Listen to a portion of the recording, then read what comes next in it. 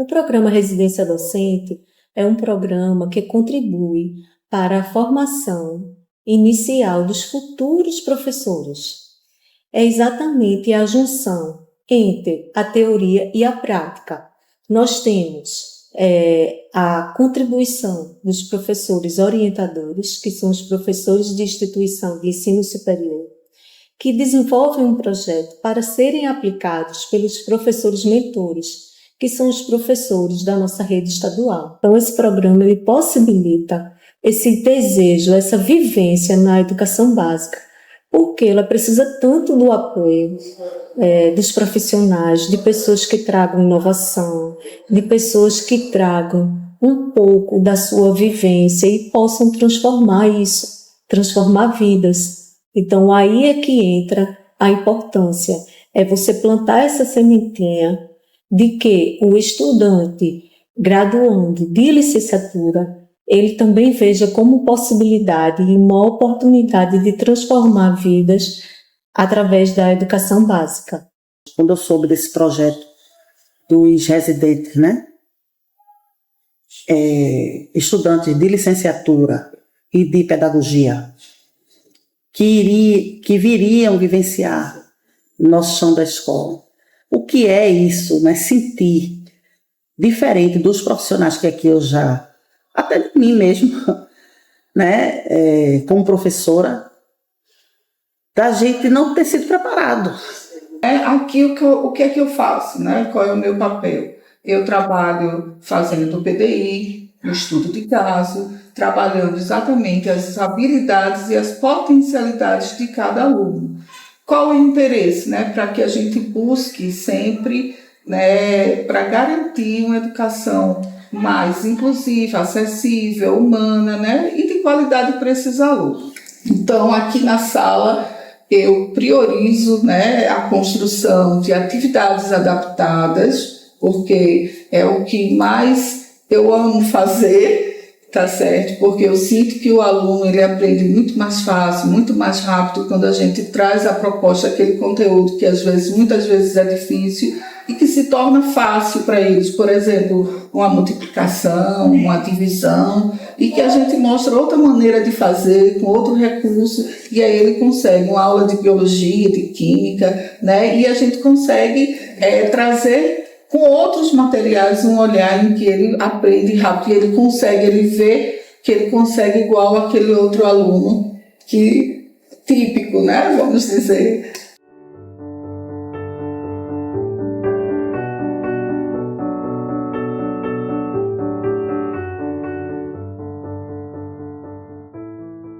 Trabalhar com esses residentes foi uma grande satisfação, Aí lembro do meu tempo em que não tive essa oportunidade, de ter essa experiência, de trabalhar, de conhecer, esses alunos, esses residentes. Eles estão tendo isso, Estão saindo já da faculdade preparados, com a visão de como vão trabalhar, como vão adaptar os seus conteúdos, as atividades, as provas, Então eles já vão ter todo esse conhecimento.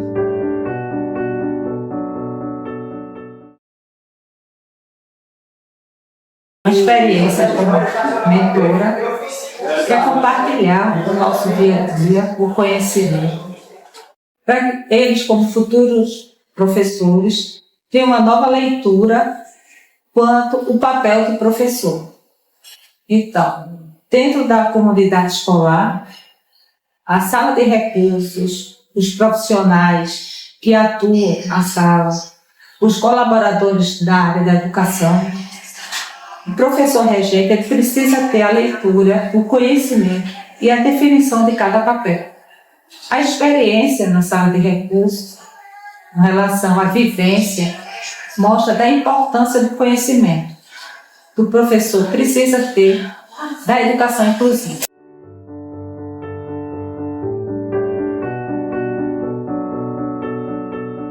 Estou muito feliz quanto profissional nessa experiência e acredito que teremos outros projetos para sermos uma rede de profissionais preparados para testes da leitura, porque a inclusão não tem como retroceder, é só avançar. Fiquei muito animado quando conheci o projeto aqui, a partir do momento que eu cheguei na escola, e a partir daí eu também comecei a interagir com essas pessoas, justamente na perspectiva de que, sendo eles estudantes de pedagogia, serão futuros professores, consequentemente meus futuros colegas, e eles estão sendo preparados para atender a todas as pessoas, indistintamente de ter ou não ter deficiência.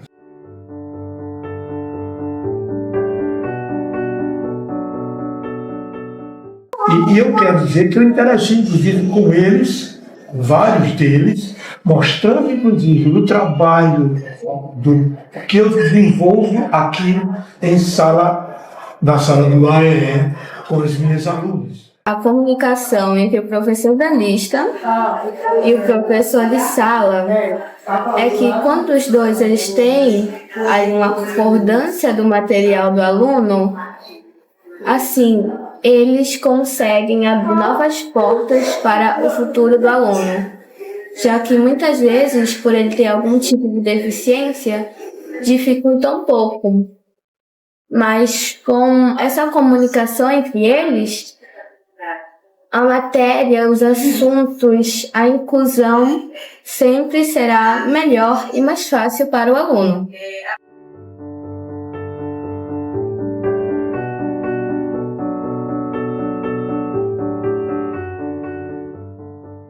Intermediar em sala de aula é um desafio, porque tem uma estrutura de língua oral e uma estrutura de língua visual gestual, que no caso é a Libras. A Libras ela tem uma estrutura diferenciada do português e ela tem que ser bem passada e bem divertida, para que o aluno surdo ele possa ter conhecimento e também adesão ao que está sendo passado.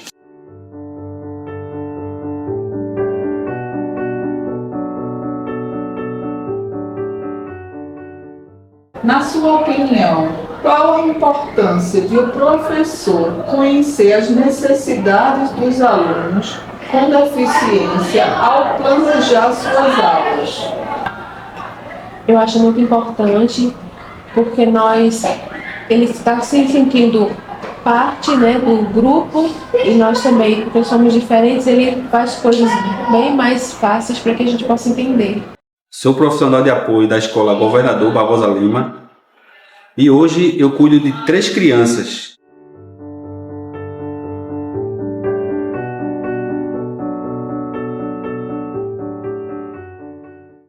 O profissional de apoio ele tem um foco de socializar as crianças no ambiente escolar, na inclusão social, junto com os outros alunos e assim também como os professores.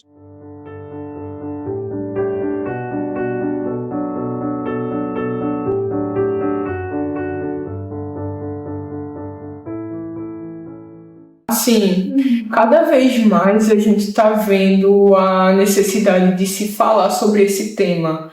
A questão da inclusão, da diversidade, não é mais algo que está sendo tão escondido.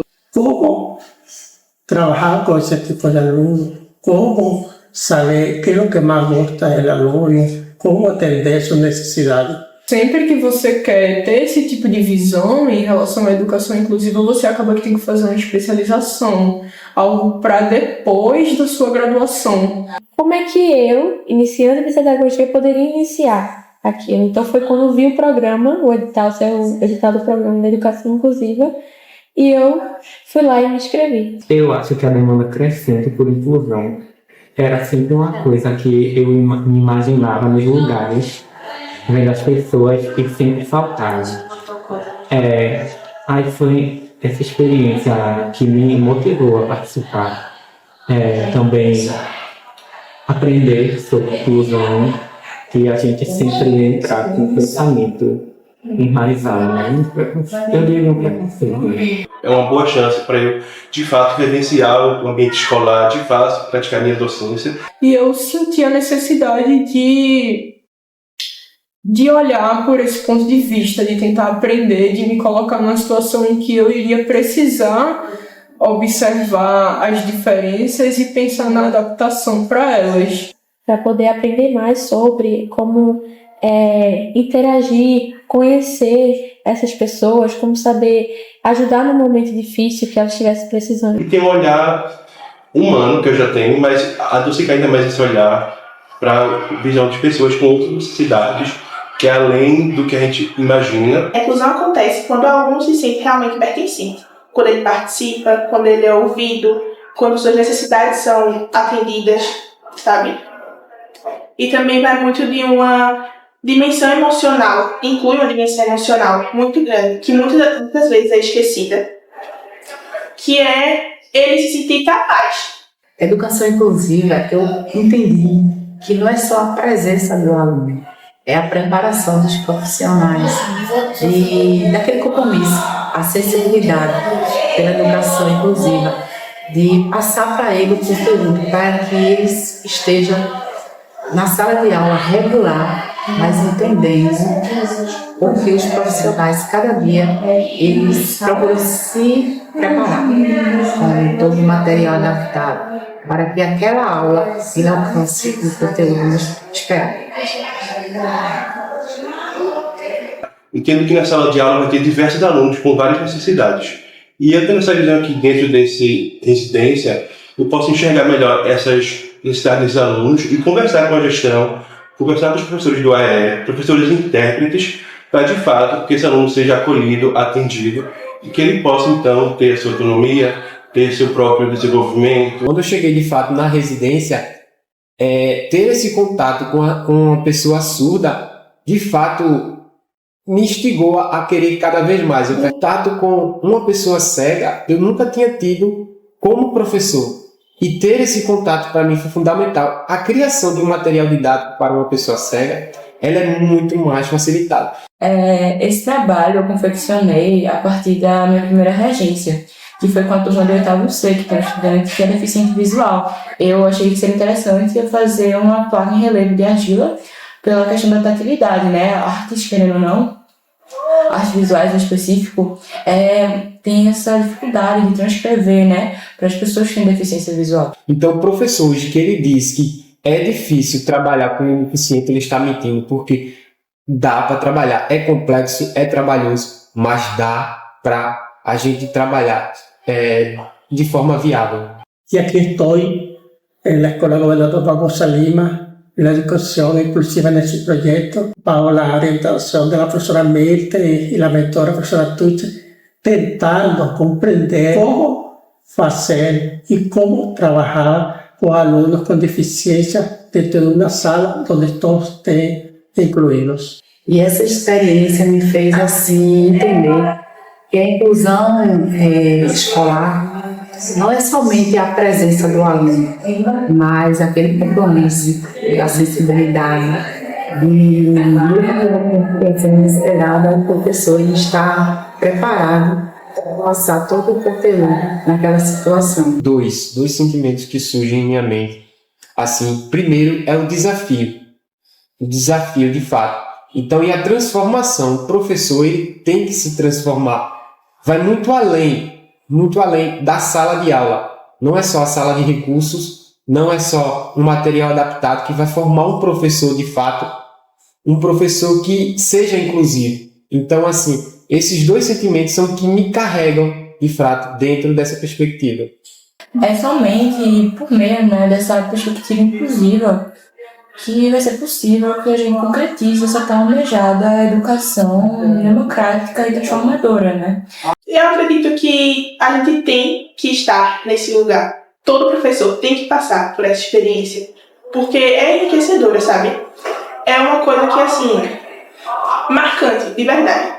Foi a partir dela que eu percebi quão importante é que nós, como educadores e eternos aprendizes, precisamos constantemente apoiar e lutar por uma educação inclusiva. Eu acredito que a questão da inclusão atravessa tudo isso e ela é muito maior, a transformação assim real mesmo, porque os alunos do regular que não têm deficiência, eles estão aprendendo, estão crescendo com habilidades que antes a gente talvez não vivenciou por não ter essa sala inclusiva.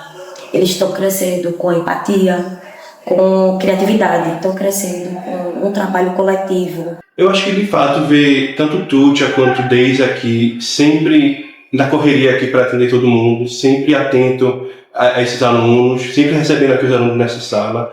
Eu acho que isso é mais o que ressalta essa humanidade delas, esse acolhimento de fato. E eu vi que até mesmo o Barbosa Lima, os profissionais com sala de recurso, eles ainda estão aprendendo diariamente a lidar com essas deficiências. Contato humano, dessa troca, esse diálogo mesmo que a gente tem, tanto com a equipe do atendimento educacional especializado, quanto com os estudantes que são atendidos aqui, quanto com a própria gestão, né, esse respaldo todo que a gente teve, foi muito enriquecedor como um todo, não somente, né, na perspectiva da docência, mas como um ser humano mesmo. E também que cada aluno tem sua forma diferente de aprender, de se comunicar e de também participar. Que a gente, como educador, precisa ter estratégias que respeitem essa singularidade. Eu acho que um dos valores mais importantes é a questão da empatia, que eu acho que ela deve existir sempre. Essa tentativa da gente se colocar no lugar do aluno para a gente entender as necessidades dele e as adaptações necessárias para ele. É muito enriquecedor para a nossa formação de forma geral. E só temos a agradecer por estar participando desse projeto. Para mim isso é uma coisa transformadora que me dá mais esperança das próximas gerações.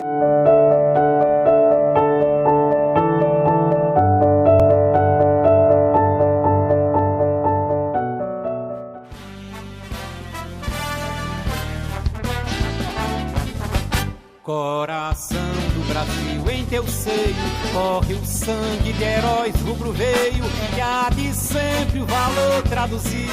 És a fonte da vida e da história desse povo coberto de glória, o primeiro talvez no porvir. Salve a terra dos altos roqueiros, de beleza soberba estendal, nova Roma de bravos guerreiros, Pernambuco imortal, imortal. Esses montes e vales e rios, proclamando o valor de teus brios, reproduzem batalhas cruéis. No presente és a guarda avançada, sentinela indormida e sagrada, que defende da pátria os lauréis. Salve a terra dos altos roqueiros, de beleza soberba estendal, nova Roma de bravos guerreiros, Pernambuco imortal, imortal.